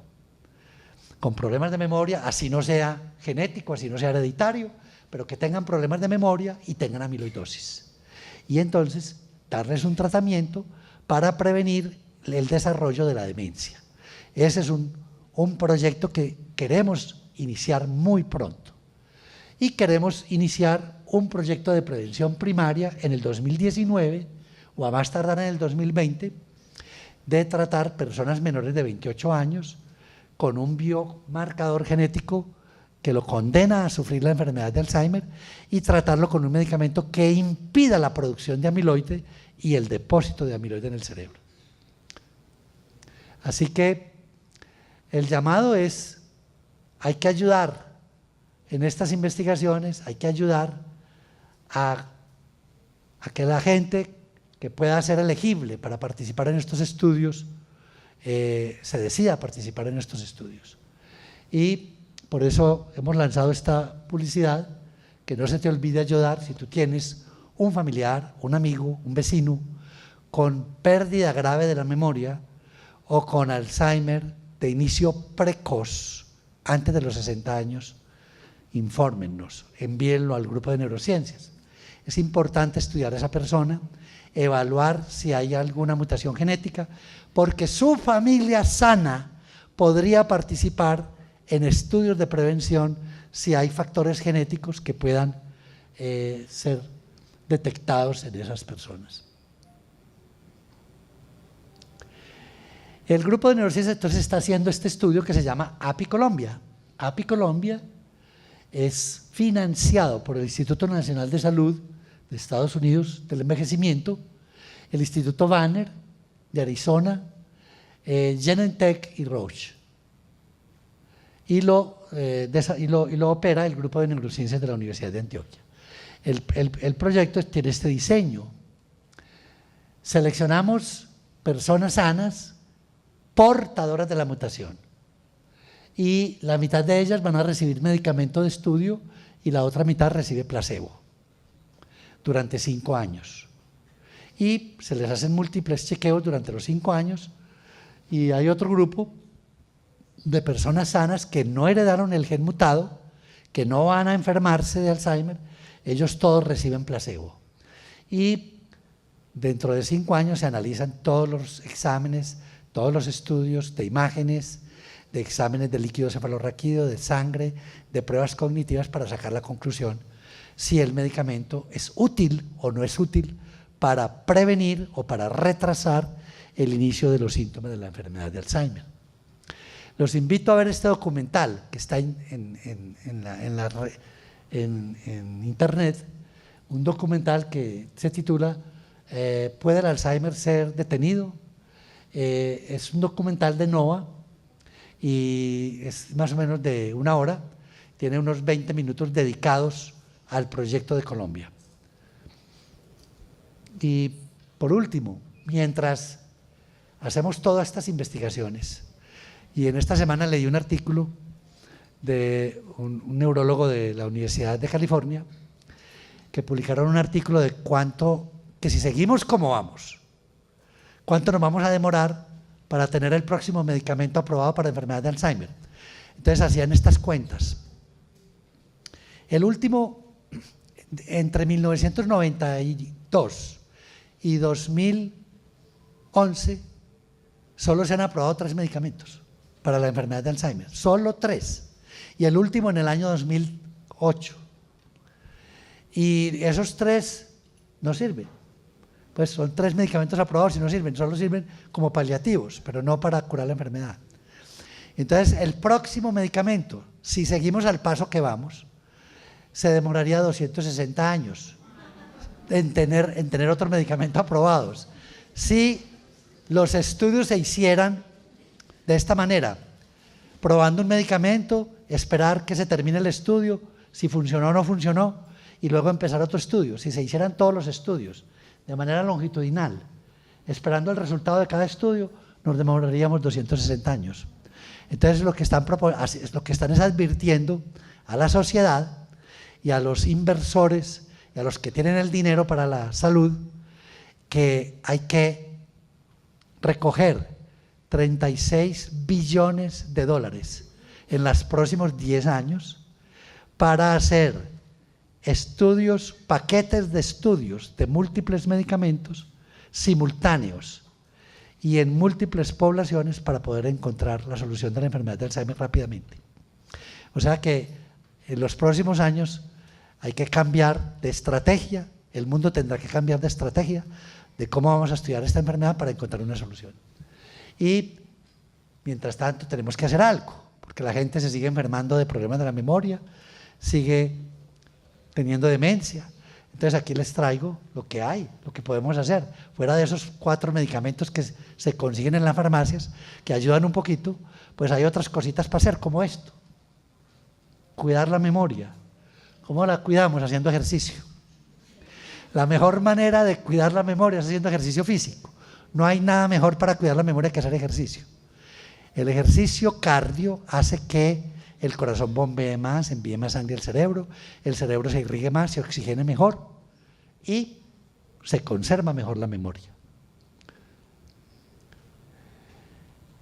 La restricción calórica. La restricción calórica, es decir, comer pocos dulces y carbohidratos, también ayuda. ¿Por qué? Porque se han hecho experimentos que, por ejemplo, animales que les hacen restricción calórica tienen 86% de supervivencia, mayor que aquellos que les dejan comer toda clase de carbohidratos. Entonces, la restricción calórica, la disminución de los azúcares en la dieta, ayuda también al envejecimiento normal y a tener buena memoria. Dormir bien. Dormir bien por lo que les expliqué ahora, pues es que si uno construye recuerdos cuando duerme y sueña, pues hay que dormir bien. Y una noche de insomnio toda la noche es muy mala para la memoria. La gente que duerme mal tiene mala memoria. Entonces hay que dormir bien y ojalá hacer una pequeña siesta diaria de 20 minutos, no siesta de 2 horas, siesta de 20 a 40 minutos máximo, siesta diaria de 20 a 40 minutos. Es muy saludable para conservar la memoria. Debería haber estos aparaticos en todas las universidades y en todas las fábricas y en todos los lugares donde haya trabajadores en jornada laboral de día completo, para que a las 2 de la tarde se metan en esas cabinas y hagan siesta de 20 minutos. Se aterrarían todas las empresas y todas las universidades del rendimiento de sus estudiantes y del rendimiento de sus trabajadores si les regalaran 20 minutos de siesta diaria y pusieran estos aparaticos en los corredores. Actividad intelectual, hay que ser activo intelectualmente. Mientras más activo sea intelectualmente, mucho mejor para conservar la memoria. Hay que ser activo socialmente, no aislarse. Mientras más activo socialmente sea la persona, mejor. Hay que bailar mucho, beber poco y comer poco carbohidratos. Bueno, entonces bailar, beber y amar es la clave para mantener una buena salud cerebral y para combatir la enfermedad de Alzheimer mientras llega la solución. Entonces estos son los secretos que tenemos disponibles. Estos son los 6 pilares para la prevención: actividad física, ejercicio físico, actividad mental, actividad onírica, dormir bien, actividad social, actividad gastronómica, comer bien y con bajas calorías, y actividad relajante, pues controlar el estrés. El estrés es muy malo para la memoria, muy malo para la salud cerebral. Y bueno, tenemos una iniciativa que se llama Iniciativa No Me Olvides, que es una iniciativa para conseguir camas, sillas de ruedas, pañales, mercados, kits escolares para las familias afectadas con enfermedad de Alzheimer. Y este es el grupo de neurociencias que trabaja conmigo en todo este proyecto, y los colaboradores internacionales de muchos lugares del mundo que están trabajando con nosotros buscando una solución para esta enfermedad. Muchas gracias.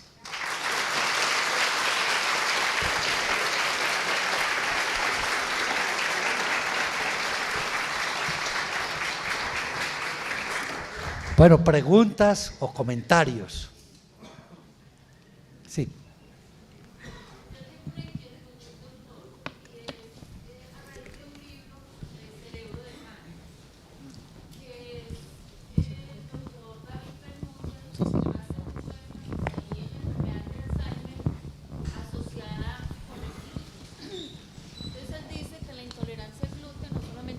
Enfermedad. Gracias. Una inquietud con respecto a la alimentación, basado pues en el libro Cerebro de Pan del doctor David Perlmutter, que él hace mucho énfasis en el gluten como causa de la enfermedad de Alzheimer. Entonces, que dentro de las medidas preventivas se debe tener en cuenta eso.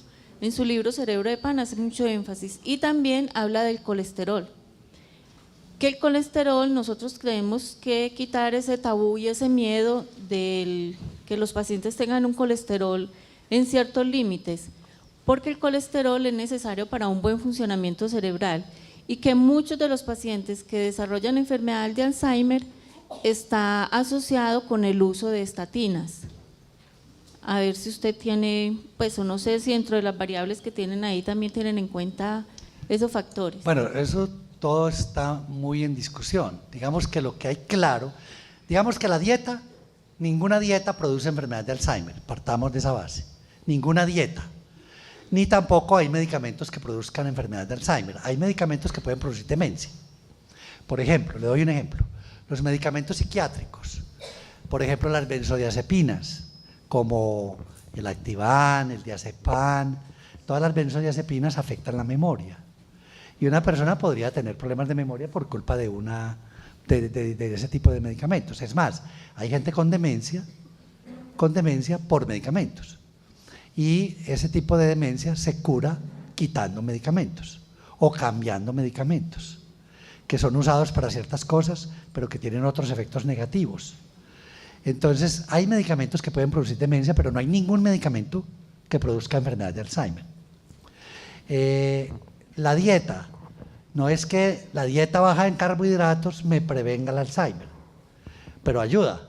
Digamos, no voy a lograr, si a mí me da Alzheimer, por más dieta que haga, por más reducción de carbohidratos que haga en mi dieta, no voy a prevenir la enfermedad de Alzheimer. Pero si tengo una dieta baja en carbohidratos, mi cerebro trabaja mejor, mi envejecimiento es mejor, así tenga enfermedad de Alzheimer. O sea, mi enfermedad de Alzheimer será de mejor calidad, por decirlo de alguna manera. Entonces, ese tipo de recomendaciones de dieta está bien, no porque sean las culpables, esas dietas sean las culpables de la enfermedad, sino porque son factores que se han identificado que se podrían corregir para ayudar, junto con otros factores, a mejorar la calidad de vida de las personas con enfermedad de Alzheimer. Digamos que, por ejemplo, el colesterol alto, pues si la persona tiene dislipidemia, mucho trastorno del colesterol, también hay colesterol que puede producir demencia. ¿Por qué? Porque tapona las arterias y puede producir una demencia vascular. Entonces, eso tiene su lado positivo y su lado negativo. Entonces, hay colesterol bueno y hay colesterol malo. Entonces, hay que evaluar pues, cada cosa en su lugar. Y una persona que tenga una dislipidemia, pues probablemente requiere su tratamiento. Entonces, todas esas son cosas que hay que mirarlas con cierta reserva, pues no que sean absolutamente falsas, sino que hay que ubicarlas en el punto justo de la interpretación de cuál es el rol que tiene ese factor en la enfermedad. Sí.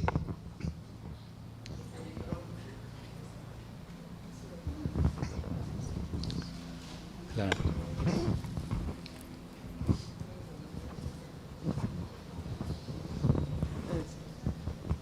Sí, doctor. Sabemos que hay una célula que es la principal causante de este problema. No se ha encontrado ningún medicamento con el cual esa célula se pueda dominar o terminar.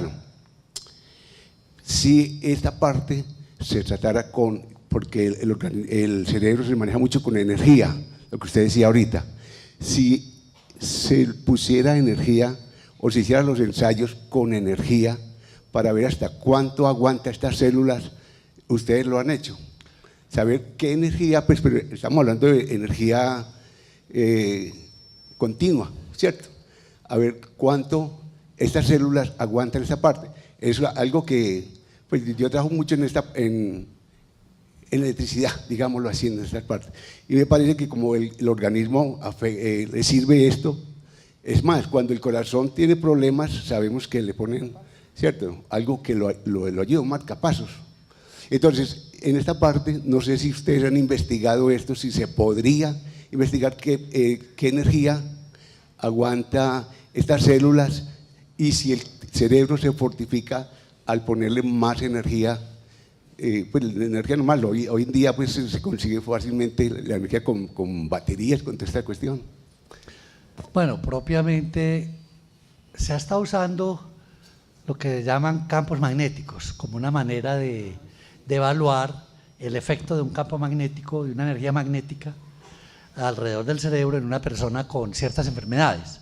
Y ha habido pues como avances en que la energía magnética puede producir algunos resultados. Y en el pasado también se usaba energía eléctrica para producir, digamos, electrochoques en personas que tenían, por ejemplo, depresión melancólica con alto riesgo de suicidio. Y ese tipo de energía eléctrica que producía un estado convulsivo mejoraba la depresión y mejoraba el riesgo de suicidio en ese tipo de pacientes. Entonces sí se ha probado, pero en enfermedad de Alzheimer todavía no hay una pista, digamos, que alguno de esos métodos pueda ser la solución. Pero es interesante que podría en el futuro ese tipo de energías ser útiles para intervenir la enfermedad de Alzheimer. Buenas, doctor. ¿Qué asociación puede tener los medicamentos de oncología con la enfermedad de Alzheimer? Yo tengo una hermana tratada con medicamentos oncológicos y ahora está muy joven, tiene 60 años y está con Alzheimer. Bueno, pero primero empezó el cáncer. Sí, doctor. A veces el cáncer hay una demencia que llamamos demencia paraneoplásica, que es en gente que tiene cáncer. El cáncer puede producir sustancias tóxicas que las puede enviar al cerebro a través de la sangre y producir pérdida de memoria y demencia, no porque la persona tenga Alzheimer, sino por el mismo cáncer. Entonces hay que evaluar, porque puede tener una demencia por el mismo cáncer, o puede tener, o muy de malas, si tiene por un lado cáncer y por otro lado Alzheimer, que también uno puede tener dos enfermedades. Pero digamos, en una persona que tiene cáncer y le da demencia, lo primero que uno piensa es que la demencia sea por el mismo cáncer. Pues depende del manejo que se le haga al cáncer. Es decir, si se puede controlar el cáncer, podría la persona incluso devolver de la demencia, curarse de la demencia. Si la demencia es debido a sustancias tóxicas producidas por las células cancerosas. Buenas tardes.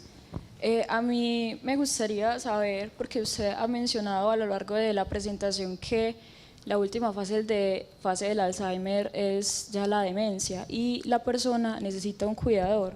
Entonces he sabido que la persona con Alzheimer no es la única afectada, sino también la familia, debido a que necesita un cuidador. Entonces me gustaría saber el grupo de neurociencias cómo atiende las necesidades de la familia en función de cuidadores. Sí, tenemos un programa social, un plan social para las familias y para los cuidadores.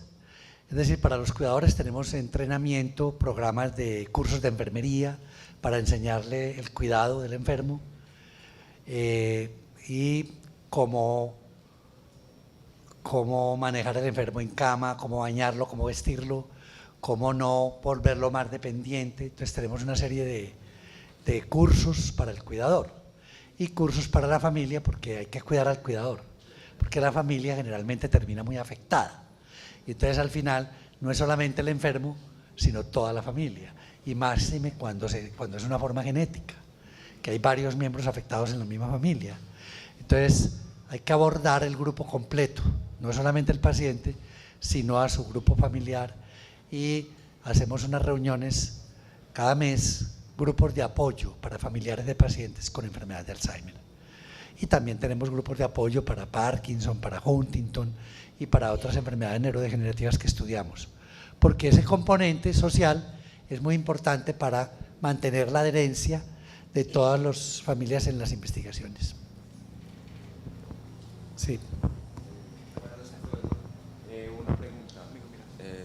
¿Cómo se haría la tamización para el 99% de la otra población que podría sufrir Alzheimer para posiblemente un tratamiento en la fase preclínica? Sí, buena pregunta. Ese es como el objetivo que hay que perseguir, indudablemente. ¿Cómo seleccionar de la población general la gente que tiene riesgo? Entonces, todos estos biomarcadores que se están estudiando van a servir mucho. Hoy en día es fácil seleccionar de la población general personas en riesgo para terapias de prevención terciaria y secundaria. ¿Por qué? ¿Cómo lo hacemos? Terciaria, porque todo el que tenga un problema de memoria sin demencia, pues puede ofrecerse como candidato. Es decir, yo tengo un problema de memoria, me está perjudicando, quiero ser un candidato, evalúenme si clasifico para un proyecto de prevención terciaria. Entonces esa población se puede evaluar muy fácilmente hoy en día con un PET-amiloide, con un examen de líquido cefalorraquídeo, con una resonancia magnética, bueno. Y también gente sana de la población general. Por ejemplo, en California hay un estudio que se llama A4. Ese estudio es en personas mayores de 70 años, voluntarios mayores de 70, que no tengan ningún síntoma, que estén sanos y que quieran ser voluntarios. Entonces, a esas son 1000 personas. Les hicieron PET-amiloide a los 1000 y escogen los que tienen PET-amiloide positivo para entrarlos a un estudio de prevención secundaria. Lo que no se puede hacer hoy es seleccionar de la población general un grupo de personas para prevención primaria. Eso solo se puede hacer en familias donde se detecte la presencia de un gen que produce la enfermedad, de un gen mutado que produce la enfermedad. Por eso les decía ahora que es importante, si alguien tiene demencia precoz, genotipificarlo, hacer el examen genético, porque si sale positivo para alguna mutación, todos sus familiares sanos, jóvenes, son candidatos a participar en un estudio de prevención primaria. Doctor, buenas tardes. Yo tengo una inquietud. ¿Los cuidadores no serían más recomendables que estén al pie de la persona desde que se le empieza a detectar que tiene o está sufriendo la enfermedad, y no cuando ya está en la cama, que ya poco se puede hacer por ella? El cuidador debe empezar a intervenir cuando la persona entra en demencia. Es decir, hay una manera de clasificar por la evaluación y por esos exámenes cuando la persona ya tiene una demencia. Es decir, cuando la persona ha perdido la autonomía y la independencia, requiere un cuidador. Y no cuando esté en cama, sino desde que tiene pérdida de la autonomía y la independencia. Pero en la etapa de deterioro cognitivo leve no requiere un cuidador. En esos 5 años, 2 a 5 años, no requiere un cuidador. Pero cuando ya no se puede dejar salir solo, porque se pierde, ya requiere un cuidador. Gracias, doctor. Sí.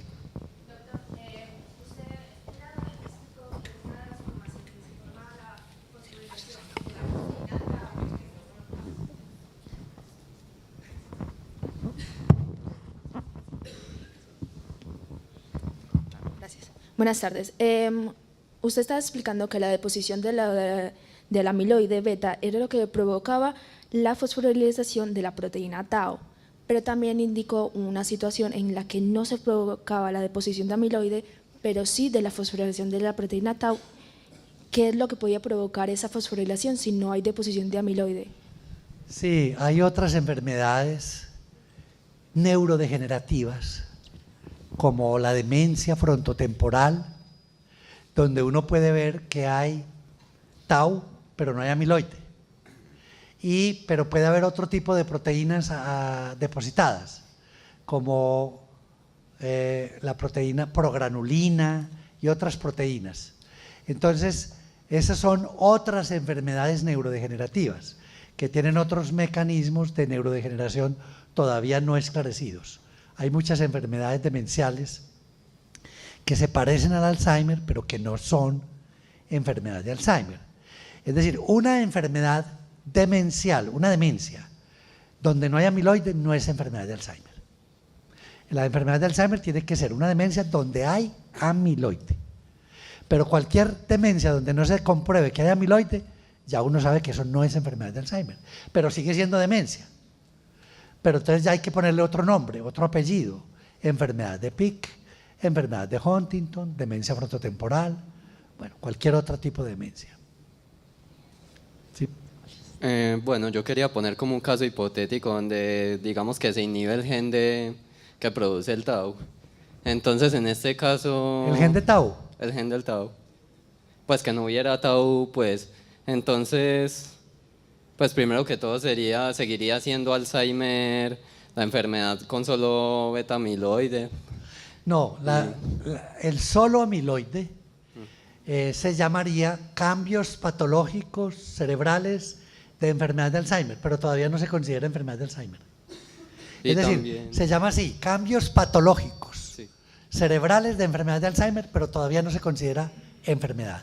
Cuando haya amiloide más taupatía, ya se habla de enfermedad de Alzheimer, asintomática. y también pues sí, yo he leído, por ejemplo, en un artículo científico que han hecho el experimento en ratones y el ratón se ha visto normal, aunque con algunos cambios también morfológicos. Entonces quisiera saber cómo afecta eso, esa falta de tau en los axones, en los microtúbulos. Los ratones transgénicos con enfermedad de Alzheimer generalmente no producen tau. Y eso es una de las razones por las que también han fracasado los estudios, que se han probado los medicamentos primero en ratones con Alzheimer, pero resulta que los ratones con Alzheimer solo hacen amiloide, pero no hacen taupatía. Ahora están produciendo unos ratones que les ponen el gen de tau alterado y logran producir un modelo de ratón con Alzheimer mucho más cercano al humano, pero poniéndole una mutación en el gen de tau. Todavía pues hay mucho por descubrir en cuanto al papel de tau en las enfermedades neurodegenerativas. Es un capítulo que apenas está empezando, el capítulo de las taupatías. Pero muy probablemente en los próximos años se va a avanzar mucho en el tema de taupatía y poder diferenciar mucho mejor la enfermedad de Alzheimer de otras enfermedades neurodegenerativas y poder atacar y desarrollar medicamentos específicos contra tau, porque hoy en día los medicamentos que hay para la enfermedad de Alzheimer en desarrollo, la mayoría son todos antiamiloideos, pero estamos convencidos de que eso no va a ser suficiente y probablemente se va a necesitar también desarrollar medicamentos anti-tau para darle, por ejemplo, a una persona de estas familias con Alzheimer genético de Antioquia, a los 24 años, un antiamiloideo, o una droga que impida la producción de amiloide. A los 28, 30, otra que limpie el amiloide que no se logró evitar que se depositara. Y a los 38, otra que limpie el tau. Entonces, probablemente los tratamientos van a ser mixtos, con varios medicamentos y que se van variando en el tiempo, dependiendo del momento en que la persona vaya en la evolución de la enfermedad. Sí. Hola, pues mi pregunta es sobre un artículo también que estuve leyendo en el que menciona como cuáles serían los beneficios de, pues después de que el tau se fosforilice. Pues que se crea el ovillo y que ese ovillo puede igual generar como unos beneficios para que el Alzheimer no se produzca tan rápido, pues también con el estrés oxidativo. Entonces ahí pues ese ovillo como qué beneficios lograría tener. No, el ovillo es todo lo contrario, el ovillo es una cicatriz de una muerte de una neurona. Todo ovillo es una muerte, una neurona muerta. Mejor dicho, el ovillo son cadáveres de neuronas. Entonces no tienen beneficio, antes por el contrario, son las responsables pues es el signo de muerte neuronal. Y el estrés oxidativo puede influir en la muerte de la neurona. Entonces, en realidad, para nadie es bueno tener ovillos. Hasta ahora, pues, ¿cierto? Para nadie es bueno tener ovillos, sí.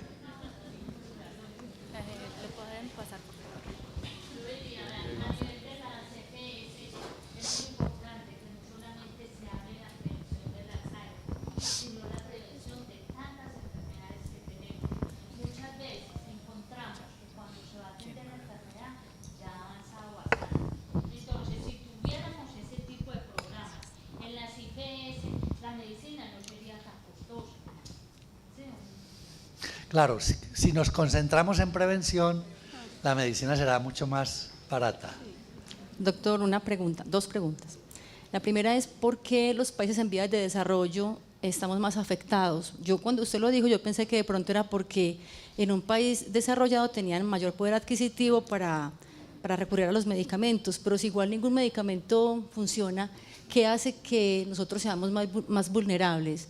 Y segundo es, a mí alguien me dijo que uno no moría de Alzheimer, pues que nadie muere de Alzheimer, sino como de otras enfermedades, complicaciones. ¿Eso es cierto?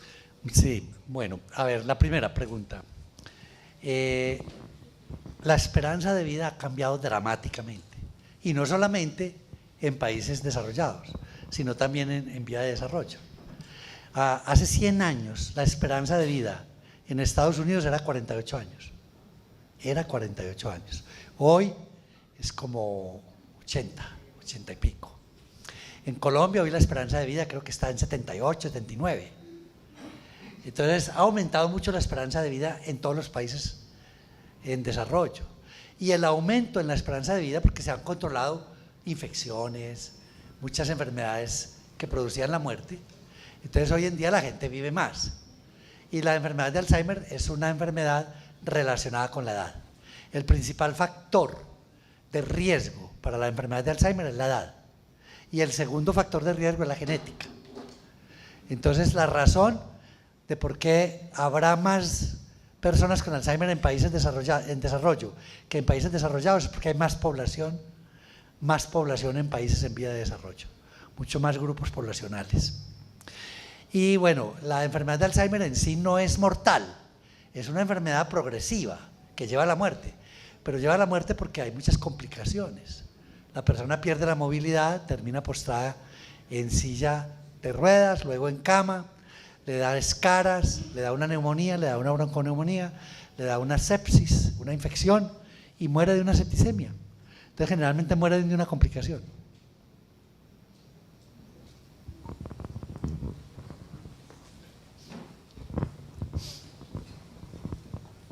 Estaba esperando que se fueran agotando las preguntas para no hacer una intervención muy destructiva del diálogo tan interesante que hemos tenido. Pero yo no puedo dejar pasar, doctor Lopera, el hecho de que usted haya dedicado esta conferencia a mi persona, y yo sí quiero reconocer que fui un granito de arena en la construcción, en la fundación del Grupo de Neurociencias de Antioquia. Pero usted, profesor, es un meteorito que cayó al grupo y nos iluminó a todos.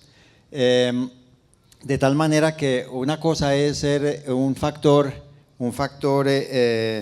para la creación, un factor de ayuda, pero el factor fundamental definitivamente lo trajo usted y nos ha demostrado y hemos visto en esta conferencia que usted tiene la inteligencia, la capacidad de persistir y la bonomía y la sabiduría para que solamente personas como usted pueden dedicarse a una labor tan intensa, tan larga, de tan largo aliento, con tantas dificultades que eso sí fui testigo y traté de ayudar en eso, pero de salir a medianoche por terrenos infestados de guerrillas a recuperar un cadáver porque necesitábamos ese cerebro de un cadáver que había acabado de morir de enfermedad de Alzheimer para poder definitivamente llegar a tener el primer caso de enfermedad de Alzheimer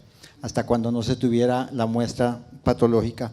Eso solamente lo hace usted, profesor, y su grupo gracias a su capacidad de liderar grupos de investigación. Yo espero que tenga usted mucha vida adicional para seguir en esta tarea que nos anunció que va a ser muy larga, pero también sé que con su capacidad de maestro está formando personas, viene formando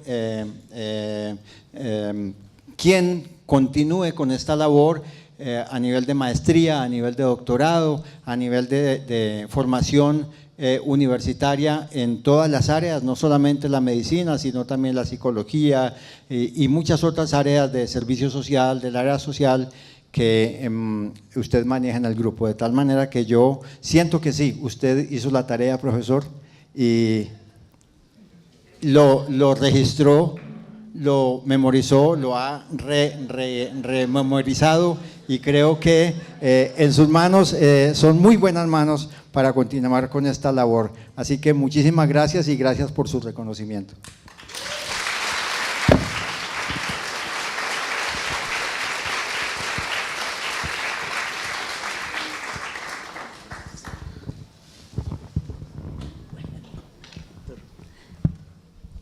No hay más preguntas. Bueno, la última pregunta por este lado. Doctor, es que no me queda claro, aquí en Medellín se puede uno hacer uno de los análisis que usted mencionó para el diagnóstico, si uno tiene Alzheimer o no. Pues cuando llegamos a cierta edad empieza uno con los olvidos, con tantas cosas, se empieza a preocupar. En Medellín se puede hacer el análisis del… Sí, pues hacer el diagnóstico. ¿En dónde? Del deterioro cognitivo leve o de demencia por enfermedad de Alzheimer se puede hacer en el grupo de neurociencias de la Universidad de Antioquia, pidiendo cita en la IPS universitaria. Y pues obviamente ya el Alzheimer preclínico sí depende de poblaciones muy puntuales que logremos identificar. Bueno, al doctor Lopera, nuestro profundo reconocimiento y gratitud por su generosidad al compartir con nosotros sus conocimientos y también, como decía el doctor Osa, por esa persistencia y seguro que van a ir logrando esos medicamentos que se requieren para solucionar mucho de esta problemática, como les dije, que es realmente agobiante para la comunidad. Doctor Lopera, Dios le pague, muchas gracias y démosle un aplauso bien al doctor Lopera en gratitud.